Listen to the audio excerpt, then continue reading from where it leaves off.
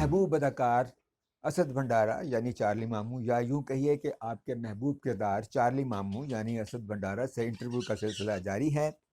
और आपने इसका एपिसोड 1 देखा, अब हम देखते हैं इसका एपिसोड 2। तो असद एक खलाई मखलूक का ट्रैक था हमारा, आपको याद है कि लेकिन आपको खलाई मखलूक से क्यों मोहब्बत हो गई? कोई इंसानी मखलूक नजर नहीं आई आपको? इसके पीछे काफी छुपे हुए राज हैं और उसमें सबसे बड़ी बात यह है कि मैं स्पेशली जिन्नों में ही घिर गया था। हर वक्त यही आवाज आती थी, कोई घुम घुम घुमा चुम चुम चुमा, और इस तरह वो थोड़ा आपके हमारे प्ले में सबसे थोड़ी जो लेटेस्ट चीज थी वो खलाई मखलूक ही थी। और वो मुझे थोड़ा ज्यादा करते थे, जाहिर है, फैसिनेट। उसमें कई कैरेक्टर्स ऐसे थे जिनसे स्पेशल एक फारूक भट्ट देख लें आप, माशाल्लाह उसने बड़ा अच्छा किया। हाँ, बड़ा अच्छा किया। शायद मुझे तब इतना अच्छा नहीं लगता था वो। मैं आपको दिल की बात बताऊं, मैंने अभी लेटेस्ट एक अपना एपिसोड देखा तो उसमें हमारे ऑलमोस्ट सारे कैरेक्टर्स के चंक थे 2-2 मिनट 3-3 मिनट, तो उसमें एक खलाई मखलूक का भी आया। तो उसमें मैंने देखा कि नहीं, फारूक भट्ट ने बहुत बेहतर किया। लेकिन सब लोगों ने देखे, सब लोगों परवेज ने जो एनी का रोल किया, बिल्कुल बिल्कुल, अशकाली थी जो तायरा ऐवान जो थी हमारी, गोशी का रोल किया। हाँ, और वो जो शबनम मजीद के भाई जो पिछले दिनों जिनकी डेथ हो गई, अल्लाह उन्हें जन्नत नसीब करे, बिल्कुल, वही, हालांकि वो एक्टर था ही नहीं बेसिकली ना, लेकिन उसने वो जो खलाई साइंसदान का रोल किया था वो बड़ा मजेदार था। आप ये देखें कि आपके हर जो आपका एक लाइन है, जैसे खलाई मखलूक है, उसने भी सिंगर प्रोड्यूस कर दिया। एक नहीं दो, फारूक भट्ट भी गाता है। हाँ, वो भी गाता है। जैसा भी गाता है वो भी एक गाना है। और दूसरों में से हुमैरा अरशद है, उसको भी आपको ही क्रेडिट जाता है। शबनम मजीद है, और हमारी जरका भी थी उसमें कई टैबलोज में।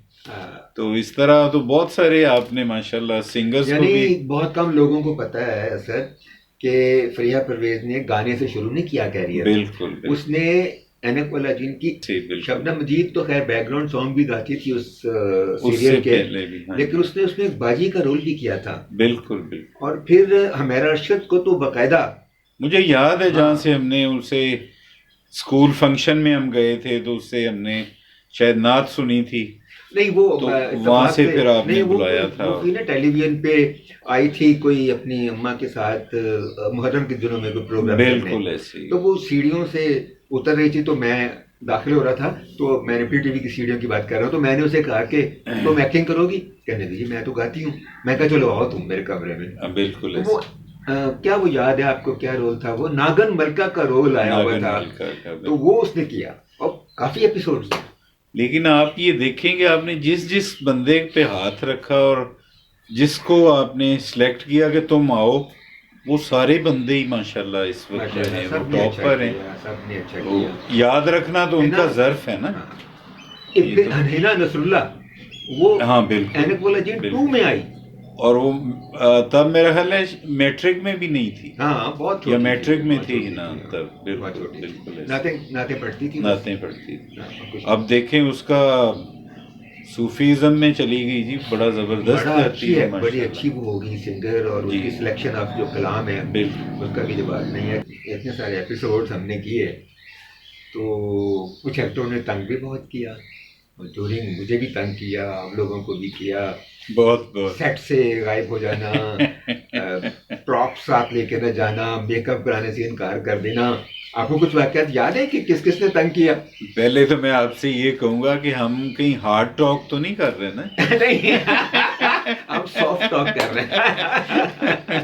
तो ये फिर मैं प्यार में ही बताता हूँ। बिल्कुल प्यार। जैसे कि हमें झटके लगते होते थे हमारे मेन कैरेक्टर एनक वाला जिन शहजाद कैसर से।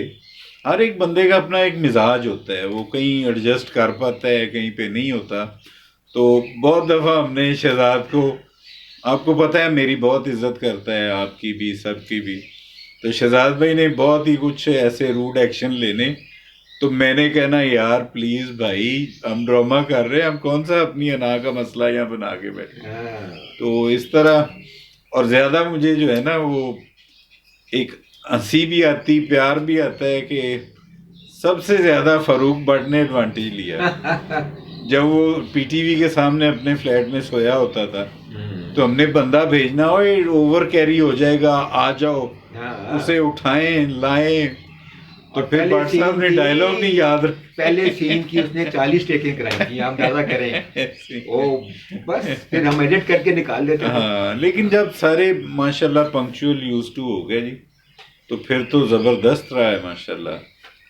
अच्छा, वो एक कुछ रोमांस भी हुए, काफी सारे रोमांस हमने देखे 3 सालों में। एक रोमांस समूह जादूगर का भी था, वो भी आपको याद होगा। तो एक रोमांस मम्मी और डैडी का हुआ है, बिल्कुल, उसके बारे में कुछ हमारे नाज़रीन को बताएं, कुछ मुझे बताएं। मैं तो पीछे रह, मुझे तो समझ ही नहीं आई ये क्या हो गया। आप तो पता ही आपको, आप तो राजदान है ना। नहीं, वो एक ही माहौल में रहते हुए बेसिकली आपकी इतनी अटैचमेंट और इतनी फ्रैंकनेस हो जाती है कि वो फिर देखने वाला यही समझता है, डाउट में रहता है वो कि जी ये तो शायद हद से गुजर रहे हैं, लेकिन वो लिमिट मेरा ख्याल है किसी ने भी क्रॉस नहीं की। और या मैं समझता हूँ शायद उस वक्त मीडिया बहुत कूल था, एक पीटीवी ही था जिसमें कुछ ऐसी कोई बातें कोई हाईलाइट नहीं हुई, लेकिन था उनसे एक हो जाता है बंदे को इकट्ठे रहने से। अब डेली आ रहे हैं जा रहे हैं तो लोग फिर डाउट में आ जाते हैं। काफ़ी सारी चीज़ों का मतलब मेरे डायरेक्टर पर्सनल लाइफ का मुझे नहीं पता कि किसी के साथ क्या हुआ, किसी के साथ क्या हुआ। जाहिर है आप लोग जो कि दोस्त थे जी जी, हम तो फिर सारे इकट्ठे ही, आपको पता है, गेट टुगेदर।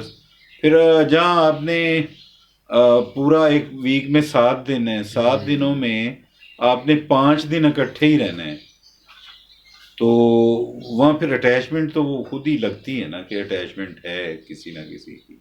अच्छा, अक्सर मैं सोचता हूँ कि कुछ एक्टर जो थे वो एकदम से छोड़ के चले गए, मतलब जैसे मम्मी डैडी का रोल, सैरिश और नबील वो बीच में से चले गए। वो क्यों गए मुझे आज तक नहीं पता लगा, अगर आपको पता है तो मुझे बताएं। नहीं, मैं उनके अंदर की नाराज़गी का तो मुझे कोई आइडिया नहीं है। कोई टेक्निकली कोई पॉसिबिलिटीज़ होती है ना कि आपने सीन कम दी है या और राइटर ने लिखा कम है।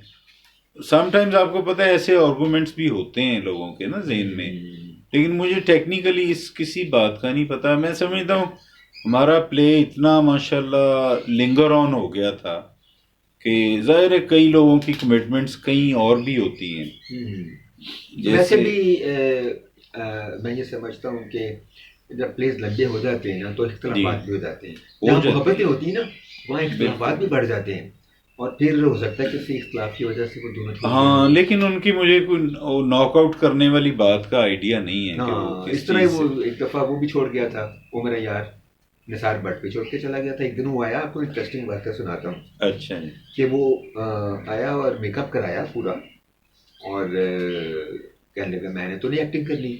मेरा असिस्टेंट याद आके कहता है कि जी वो आए सेट पे, उसे कहती मैं तो एक्टिंग कर ली, मैं तो शो करने जा रहा हूँ। अच्छा जी। हाँ, कहने लगा मेरा असल काम तो वो है, मैं तो ये आने वाला जेल में फंस गया था। अच्छा, पता नहीं, अब मेरा ख्याल कभी निसार भट्ट को बुलाएंगे, उससे पूछेंगे कि आप क्यों छोड़ के चले गए। ये बनता है उनसे पूछना है कि जी हमारे उम्रो यार ने ऐसी बात क्यों की, जबकि उनका करैक्टर बड़ा पीक पे था। बहुत अच्छा। हाँ जी, हर बंदा उनकी नकल डेली करता था, तो यही एक करैक्टर हिट होने की बात है ना। चार्ली मामू के साथ गुफ्तगू का सिलसिला अभी ख़त्म नहीं हुआ, ये सिलसिला अभी जारी है कुछ और इंटरेस्टिंग वाक़यात के साथ और कुछ इंटरेस्टिंग गुफ्तगू के साथ। अब हम जाएंगे इसके तीसरे हिस्से में, तो इंतज़ार कीजिए इसके तीसरे पार्ट का और एंजॉय कीजिए मेरे साथ बैठ के, क्योंकि मैं भी उस वक्त आपके साथ बैठकर ये प्रोग्राम देख रहा हूँगा। तो सब्सक्राइब कीजिए मेरा चैनल और बेल आइकॉन को आराम से खूबसूरती के साथ मोहब्बत के साथ टच कीजिए ताकि आपको नोटिफिकेशन मिलते रहें। मुलाकात होती है।